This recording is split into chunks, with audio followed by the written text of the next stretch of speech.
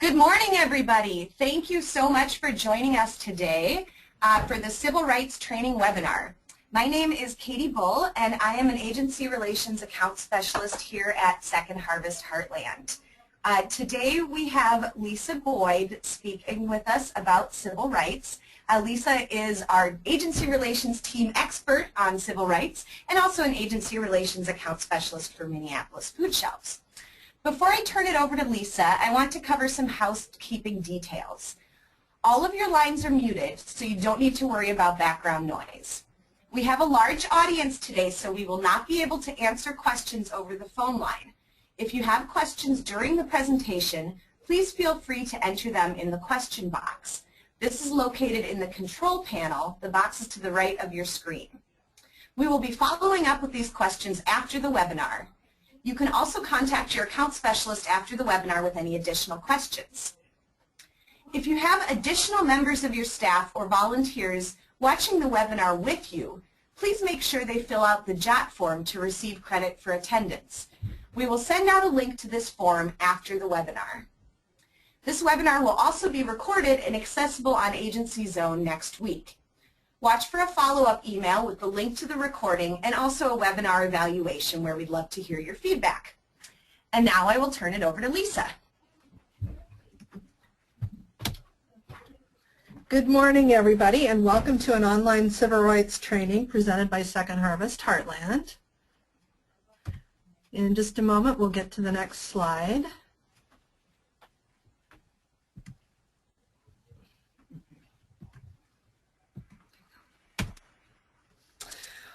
All right, this training is being presented by Second Harvest Heartland. If your agency is eligible to order TFAP commodities, that's the Emergency Food Assistance Program, then civil rights training is required on an annual basis for at least one key staff or volunteer at your organization.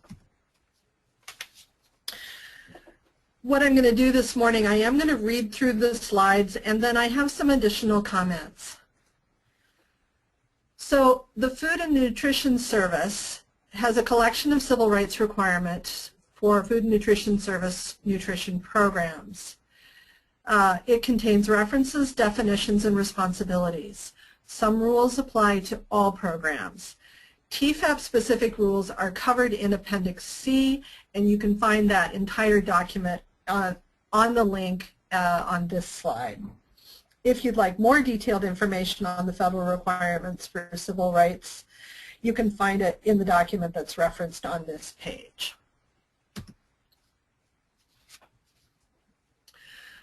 So responsibilities for civil rights come from the U.S. Department of Justice, federal departments like USDA, to federal agencies like the Food and Nutrition Service, to recipients of federal financial assistance, state and local providers. That includes Second Harvest Heartland, that includes your agency.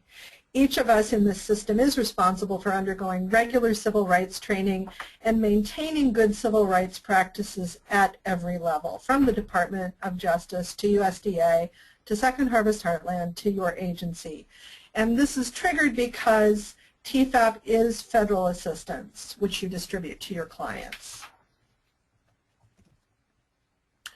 Federal financial assistance is anything of value received from the federal government. It includes cash grants, commodities, training, excess computers, loans, property donations, and other goods and services provided with federal funds.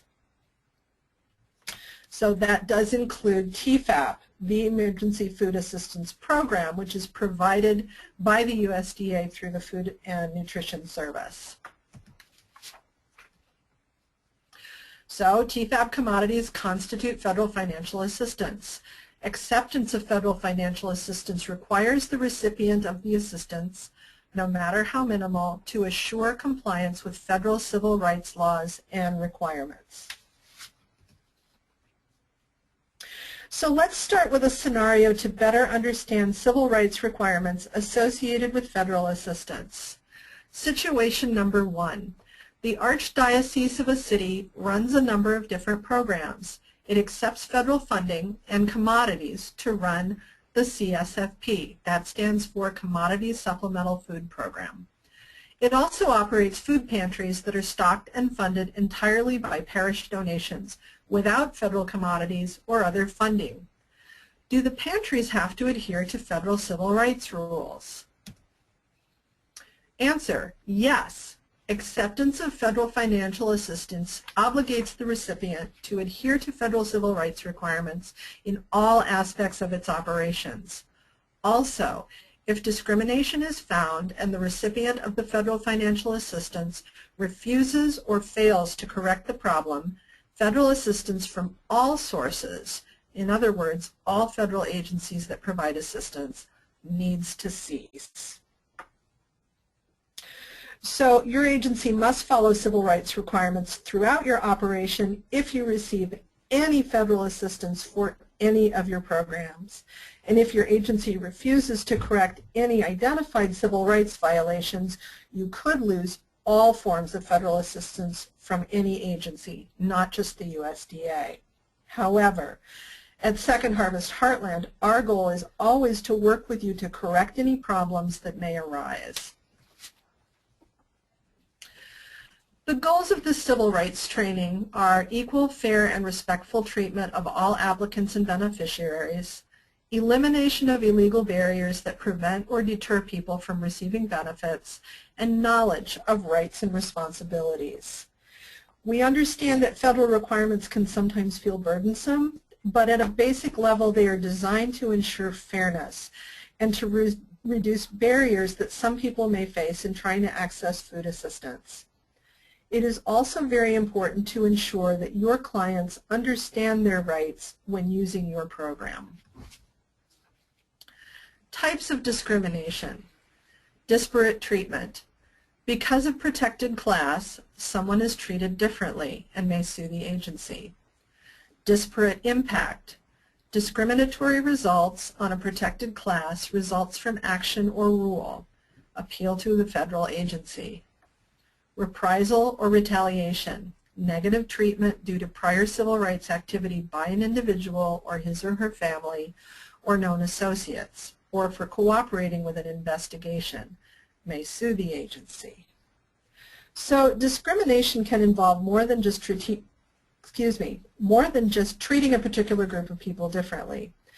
An agency could accidentally affect a protected class of people by setting up a rule at their program that impacts this group negatively compared to others. This is disparate impact. Also, any kind of retaliation against someone who makes a civil rights complaint is discrimination.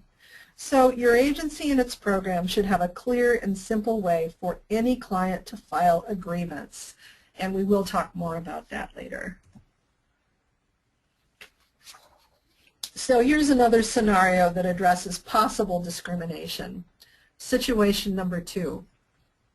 An Asian woman filed a complaint with the state that the commodity boxes looked shabby. She tells you that ever since then the delivery people have been coming later in the day and they're no longer friendly. Is this a discrimination complaint? And if so, what kind and how should it be handled? Answer. Unless she is alleging that everyone in the Asian community receives commodities of inferior quality, or that she is being treated differently because she is a member of a protected class, this would not be a valid civil rights complaint and should be handled as a program complaint. In order to qualify as retaliation, the person must have engaged in prior civil rights activity. So in this case, probably not, unless she can show that only people in her group were affected. If she's just complaining about the quality of the program overall, this is not civil rights activity.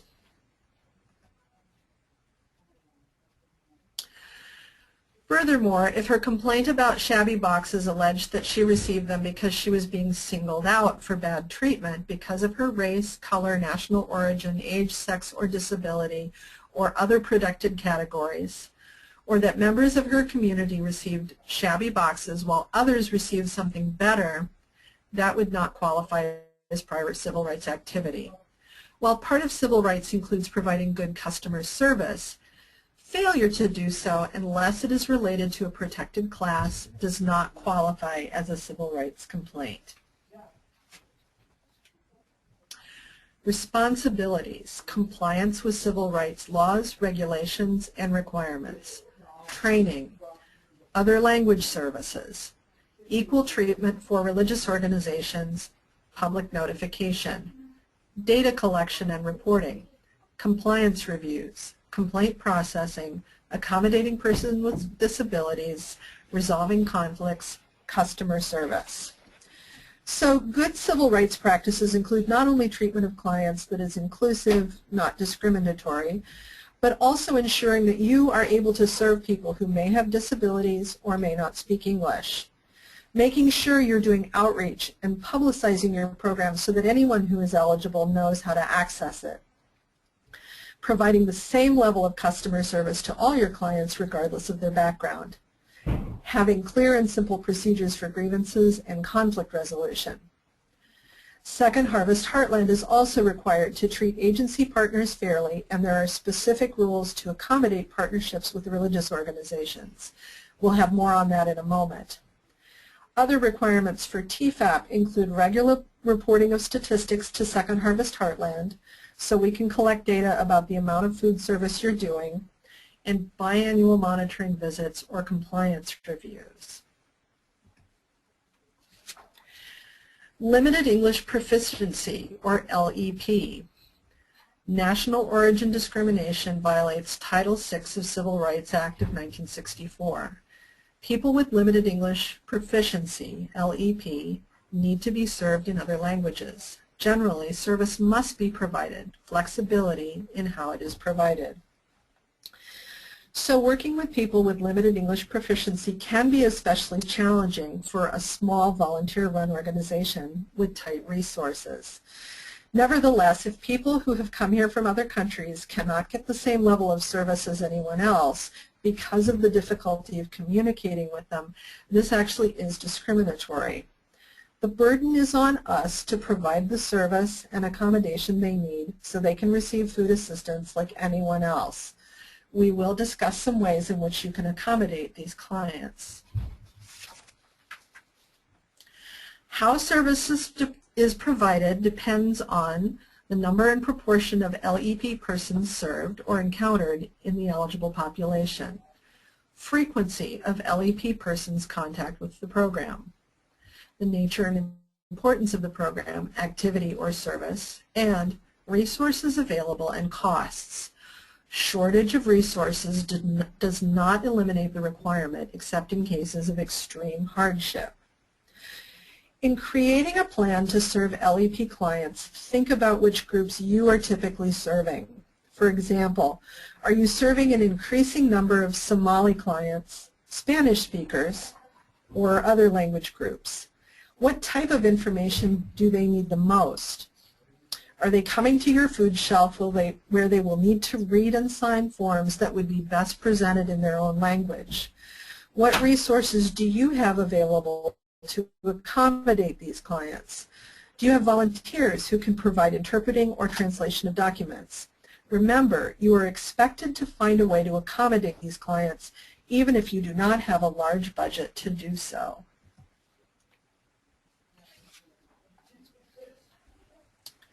Volunteers may be used, but make sure they understand interpreter ethics, particularly confidentiality. Children should not be used as interpreters. See www.lep.gov for resources and information. If you are using volunteers for interpreting conversations or translating documents, make sure they have a good understanding of confidentiality, the right to privacy, and other good civil rights practices at your agency. Do not use children as interpreters. They may not have the vocabulary to explain something like, for example, lactose intolerance. Or their parent may want to tell you something that they are not comfortable with their children hearing, like, I need you to give me some feminine hygiene products. Guidance on creating an LEP plan can be found on the website listed here. You may also be able to find additional resources by asking your account specialist at Second Harvest Heartland. Here is a scenario about dealing with non-English speakers. Situation number 3. In order to ensure that there are interpreters available, a food pantry wants to mandate that all Ukrainian-speaking participants be served on the second Friday of each month. Is this allowable, since the intent is to provide good service and not discriminate?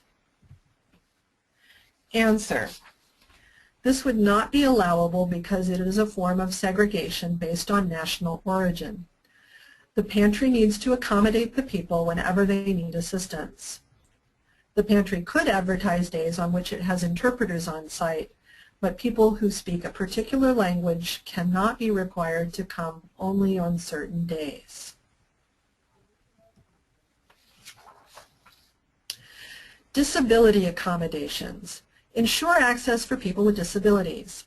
Parking lot, entrances and exits, halls, elevators, restrooms, sign language interpreters, braille signage, service animals. Alternative arrangements for service. Check ADA guidelines for specifics. And here is the website where you can review those. So people with disabilities should be able to access your program just like anyone else. We recommend you keep a written plan for how your agency will accommodate disabilities.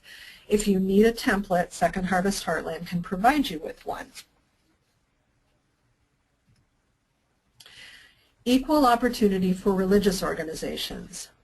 USDA regulations at 7 CFR 16 require equal opportunity for faith-based organizations, FBOs, and community-based organizations, CBOs. Conduct outreach to FBOs and CBOs to become providers. So the next few slides have to do with the way in which we partner with religious organizations and community organizations that are receiving TFAP through Second Harvest Heartland. Equal opportunity for religious organizations. Discrimination is prohibited against an organization on the basis of religion, religious belief, or character in the distribution of funds. Faith-based organizations can use space in their facilities without removing religious art or symbols. At Second Harvest Heartland, we should be treating all our agency partners fairly, including the many, many faith-based organizations who are our partners. Beneficiaries are also protected. No organization that receives direct assistance from the USDA can discriminate against a beneficiary or prospective beneficiary on the basis of religion or religious belief. Faith-based organizations retain their independence and carry out their mission as long as USDA funds or activities do not support worship, religious instruction, or proselytization. And remember, USDA funds also includes federal financial assistance, which includes TFAP. So what this means is, in turn, faith-based organizations must treat all their clients fairly and cannot discriminate against people from other religious groups or require them to participate in religious activities in order to get food. There's always an exception to the rule, of course, but this one applies only to schools and school lunch programs. And the exception is 7 CFR 16.3c provides that religious organizations that receive USDA assistance under the Richard B. Russell National School Lunch Act, 42 U.S.C. 1751, the Child Nutrition Act of 1966, or USDA International School Feeding Programs may consider religion in their admissions practices and impose religious attendance or curricular requirements at their school. Here's a scenario at a faith-based organization, situation number 4. As part of its meal service, a soup kitchen wants to require a prayer before the meal. Is this allowable? And are there any special exceptions or special requirements? Answer. As a rule, proselytization is prohibited under the faith-based rules. However, a prayer may be said before the meal, but the person conducting the activity must make it clear that 1, the activity is not part of TFAP and not endorsed by USDA. 2, Cooperation and participation in the activity is not a condition of receipt of TFAP benefits. And 3, the activity is not conducted in a manner that disrupts TFAP commodity distribution or meal service. Public notification. The next few slides have to do with public notification, which is another requirement if you distribute TFAP. Public notification is not just about putting up signs, but also doing outreach to people who may not be aware of your program. I always wonder when someone tells me that clients find out about their program by word of mouth, who are they missing? Who is out there needing their services and has no way to find out about them? So market your program. Do outreach, communication. People need to know about TFAP and know their rights. Underserved populations need special attention and special efforts. Market your program and the fact that it does not discriminate. Contact community groups and advocacy groups. Display the End Justice for All poster. Include the required non-discrimination statement on all appropriate food and nutrition service and agency publications, websites, posters, and informational materials. Convey the message of equal opportunity in all photos and other graphics that are used to provide program or program-related information.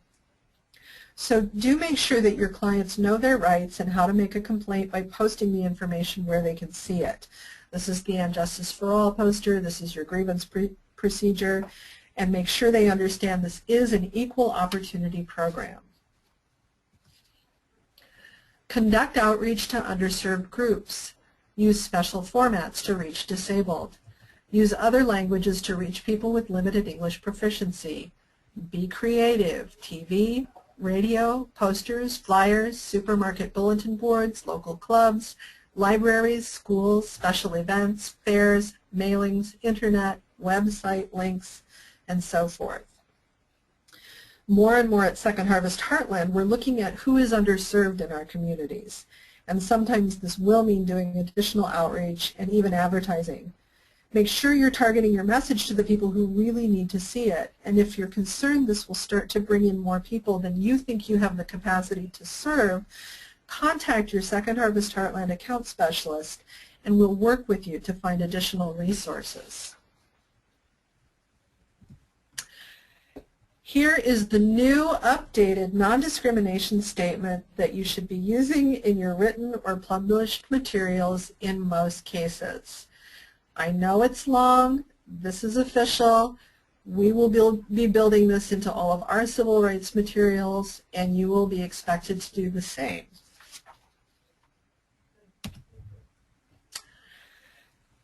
In limited cases, you can use the short version. But if you're including information on client rights, you must use the long version, and it must be in the same font as all other parts of your publication. So the short version is, this institution is an equal opportunity provider. It may be used where the longer statement does not fit. It must be in font size no smaller than font size used in the rest of publication. Should not be used where information on rights is provided. Right. So the short version can be used unless you are providing other information on rights, and then you need to do the long version.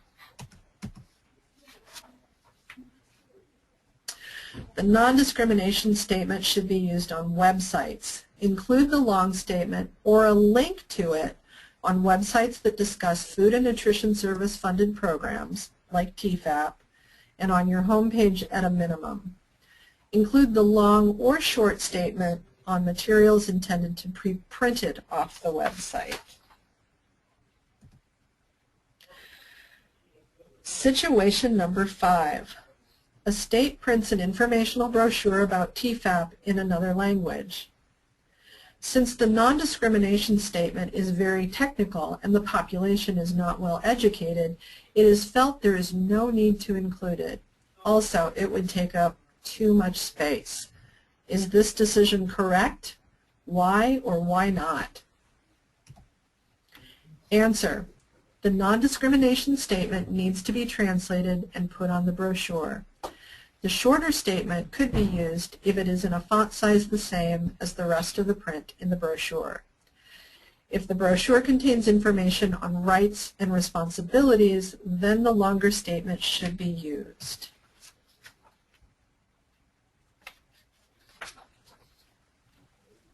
Assurances.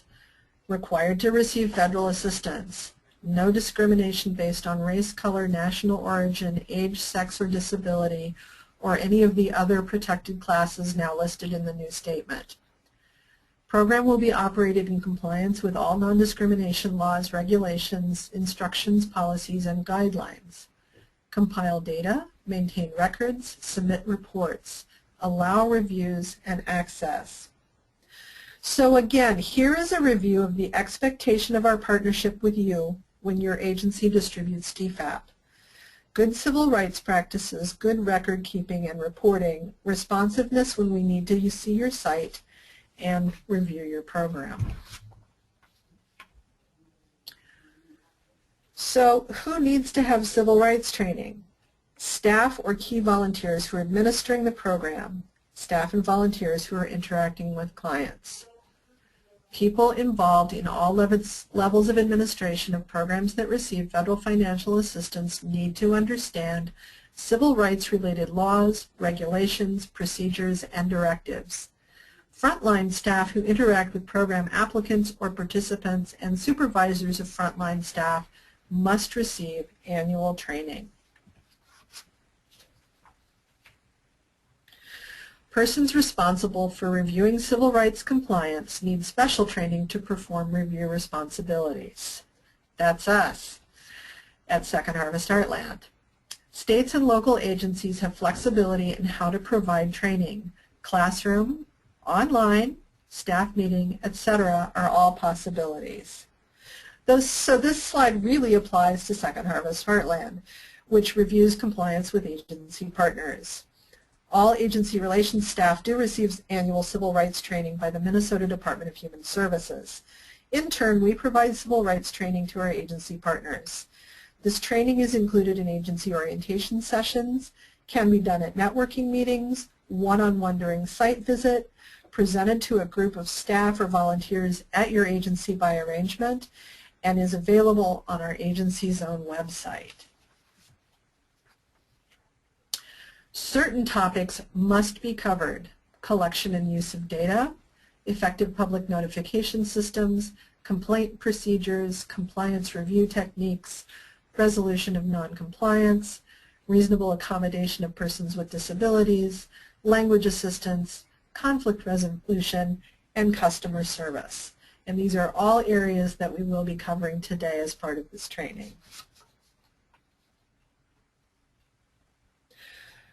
So why do we ask that you train all your volunteers? And does every volunteer at your agency need civil rights training? So here's situation number 6. Most of the people who work with a local TFAP site are volunteers. Do they need to be trained? And if so, why do they need to know about compliance review techniques and data collection? Answer: any frontline workers, including volunteers, need to be trained when they first come on the job and then annually. They may not need in-depth information on compliance review techniques and data collection, but they need to know that these are requirements. So frontline volunteers, that is those who interact directly with your clients, must have annual civil rights training, and they should be at least aware that your agency undergoes biannual reviews, collects specific data, and reports that to Second Harvest Heartland and others. So let's move on to data collection and reporting. See Census Quick Facts at this website for information by county for each state. See the Census Bureau website for other data that are available. Data are a starting point. There's a need to know communities to properly interpret and apply data. So on this slide are a couple of websites you can look up census data for your area. I would also encourage you to look at the community close-up data that was gathered by Hunger Free Minnesota to show areas by census tract where there are still gaps in emergency food service. In other words, where families are still missing meals on a regular basis. Your account specialist can help you locate this information. Okay, here's a quick test of your knowledge on data privacy. Situation number 7. The leader of a charitable organization that makes large donations to the operations of a food pantry requests a list of all Hispanic participants so that they can be given special holiday baskets. Does this pose any civil rights problems? And how should you respond to this request? Answer. This poses a number of problems. First, it would violate the confidentiality provisions of data collection. Data on ethnicity and race must be kept confidential and should not be made available on an individual basis. Second, what this person proposes to do violates Title VI because the distribution would be limited to people based on national origin and would not be available to everyone.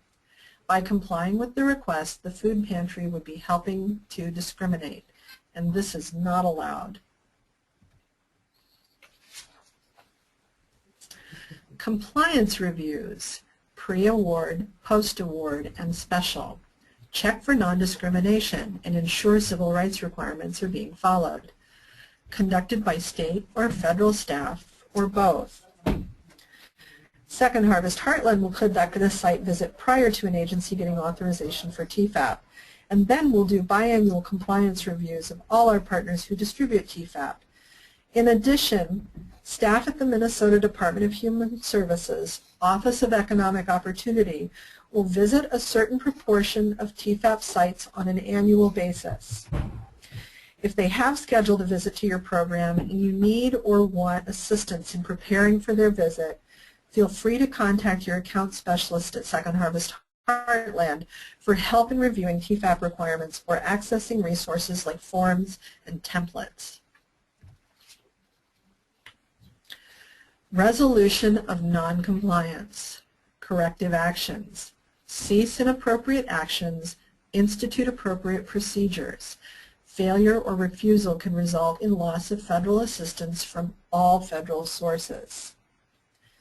Since the main goal for Second Harvest Heartland and Department of Human Services is to ensure that TFAP is distributed fairly to all eligible clients, our first step will be to work with you to ensure compliance around TFAP requirements. If the agency simply refuses to make any necessary corrections, they could potentially lose not only their TFAP allocation, but any and all federal assistance. So do work with us so that we can keep your programs going. Complaints. Be aware of the bases for which complaints may be filed. And the following is the list from the updated non-discrimination statement. Race, color, national origin, age, disability, sex, gender identity, religion, reprisal, and where applicable, political beliefs, marital status, familiar or parental status, sexual orientation, or all or part of an individual's income is derived from any public assistance program or protected genetic information. Never discourage groups or individuals from filing complaints or from voicing allegations of discrimination. Know where to file a complaint with the USDA. Food and Nutrition Service Instruction 113-1 outlines complaint investigation procedures. So what this means is clients should always have a clear and simple process whereby they can make a complaint. Sometimes they will call Second Harvest Heartland about a program they feel has discriminated against them. They can also file a grievance at other levels, Department of Human Services, USDA, etc. All complaints will be investigated. Our hope is that your clients will also feel comfortable bringing any perceived problems directly to you.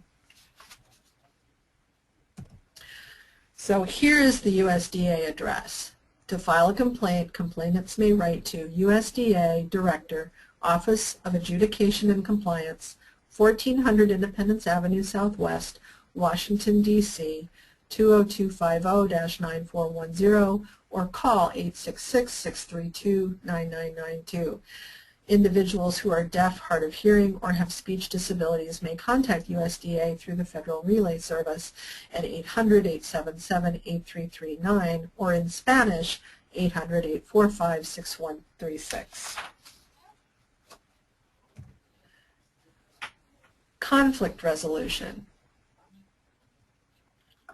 Have a written and posted policy for dealing with unacceptable behavior and conflicts. Try to remain calm. Try to explain the situation. Get help, especially if threats or violence is possible. Use alternative dispute resolution, or ADR, techniques. So I've encountered a couple of different food shelves that found they needed to create a written code of conduct for their clients after some problems arose. One of my favorite rules was, quote, clients shall wear clothing at all times in the food shelf and no exposure of private body parts will be tolerated, end quote. So I find it both funny and a little sad that there seemed to be a need for this particular rule. It's best if you can come up with a written set of rules ahead of time. Be sure to focus on the behavior and not any particular characteristics of the person. For example, if you know one of your clients struggles with alcohol or drug abuse, you might be certain that they're high when they come into the food shelf. But as long as they're behaving appropriately and not disturbing or threatening anyone, you should try to serve them anyway. On the other hand, if you ever feel your personal safety or the safety of any of your clients, staff, or volunteers is threatened by someone's behavior, you're fully entitled to make them leave the premises or even call the police if the situation calls for it. Here's another scenario. Situation number 8. Someone comes to the food pantry smelling of alcohol and speaks in a loud voice using language laced with profanities. You ask security to remove this person from the premises, and the person accuses you of discrimination and threatens to complain. What should you do? Answer. Ideally, you would have a policy that outlines unacceptable behavior and penalties, and you ensure that it is enforced uniformly. You could give the person a copy of the policy and also provide information on how to file a complaint. So what happens if you can't safely give them the information at the time? Just try and get it to them as soon as possible or provide it to a family member who can give it to them. Your rules, your code of conduct, or policies should be posted where they can see it, along with the grievance procedure.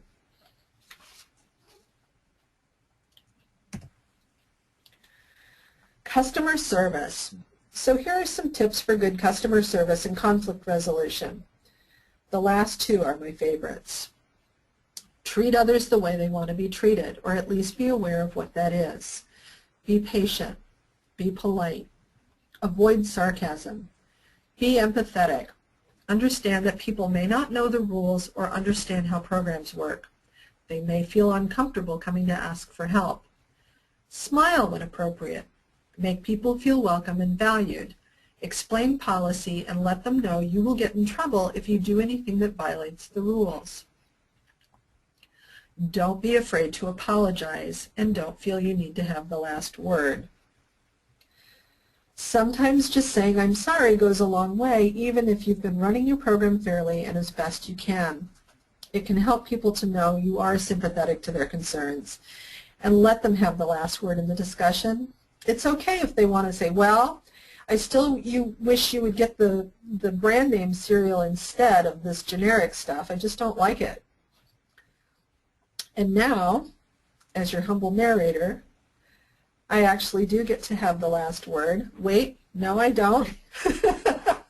We have a special guest coming up, but I do hope you found the information useful. And if you have any additional questions about civil rights or other aspects of your partnership with Second Harvest Heartland, you can contact your account specialist and they'll be happy to help you. And now I'm going to turn it over to my wonderful supervisor, Kate Burgraff, the Agency Relations Manager.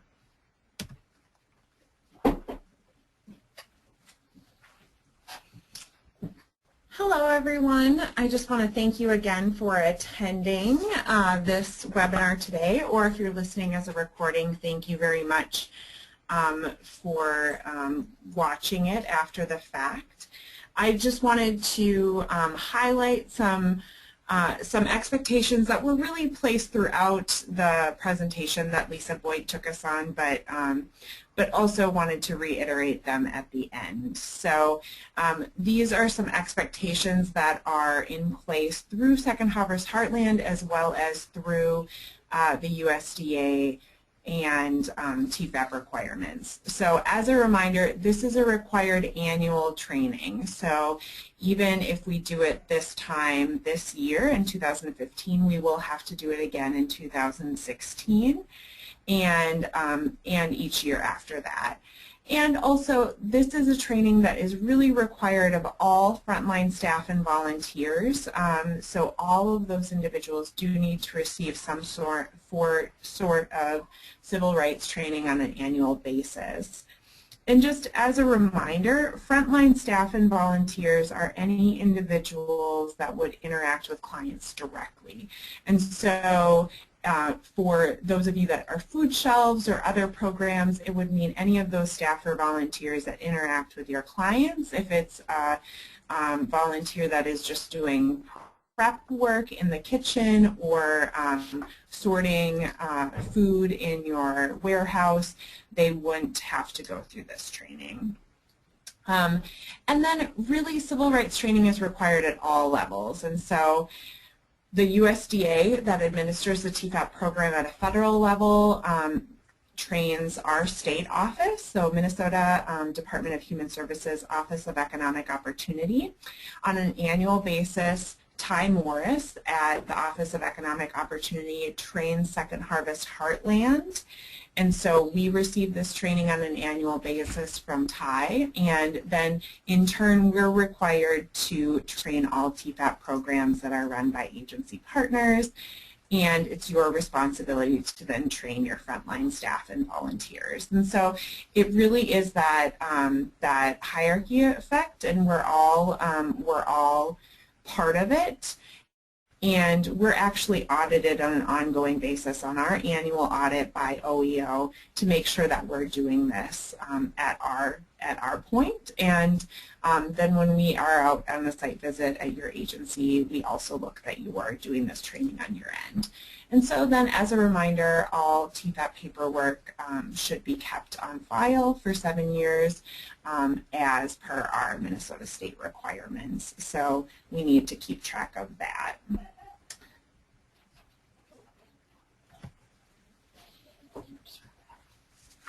So that is the final edition, and we just want to let you know that we are going to compile any questions that have been submitted in the chat box today, and we will do our best to respond to all of them and send information back to the participants and have them available for those of you that are watching this on a recorded version.